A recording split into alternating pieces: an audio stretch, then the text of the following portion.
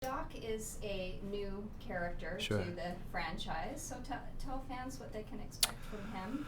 Well, Doc is he's a leader of a small group of rebels who are kind of just about barely surviving in Raccoon City, and they're exhausted, and there's a lot of inner fighting and little factions developing, and he's just about keeping together, and along with Claire Redfield, and he's the two of them are romantically intertwined, and they're kind of just about surviving, and Doc is when Mila or Alice turns up, Doc agrees to kind of help her save the world, as it were. A little reluctantly at first. A little reluctantly, yeah. Well, you know, I think he kind of Doc looks. He's a reluctant leader in that he's looking after everybody, but at the same time, he kind of wants to look out for himself. But then Claire is the one who kind of, gives him a bit of a moral centerpiece, I think. Well, you join the cast of people who have been doing this franchise since pretty much day one. I know that Sure. Mila has. So what was it like kind of being on set with the cast, and what was the atmosphere like? Well, the coolest thing was being on set was because I watched all the movies, so then all of a sudden you're there and going, this is kind of awesome, and then I know all the characters, and I've been watching Mila for years. But it was quite humbling, and then everyone made me feel very, very special, and a really nice time. It was a really nice group of people, and I think that's important when you're doing a movie that's this important. It's the last one in the franchise, and it's this big.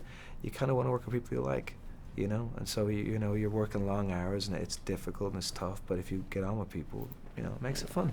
So yeah, I'm sure that helped, but it looks so grueling in the fight scenes and stuff. Do you Sure. enjoy doing that? I mean, tell me about. I mean, I love doing it, right? Because there's all these times that there's moments when I've kind of wanted to do too much, and and stunt guys like, we're gonna do this, and you go, that's they're better at it than I am. But if you can get away with doing as much as possible, or try to, like, there's these things where you're jumping down these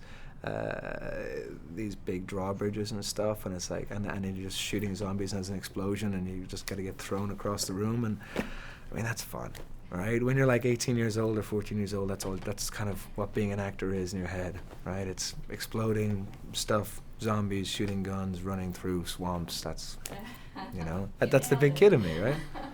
Now, you mentioned zombies briefly, Sure. So we are a horror website, Yes. So tell us about some of the scarier aspects of the film. Well, there's a lot of the usual scares in Resident Evil, but I think for me, some of the scariest aspects was we had these extras or these actors from South Africa who were made up as these zombies, and they when you have a crowd of a group of people at nighttime surrounded by fire, and they're all done up as zombies, and their whole mandate is to try and kill you, that can become a little bit freaky because they're coming at you through the grating, and we're surrounded on all sides, and sometimes the grating starts to fall through, and their job is literally to get you, and that gets a little bit intense.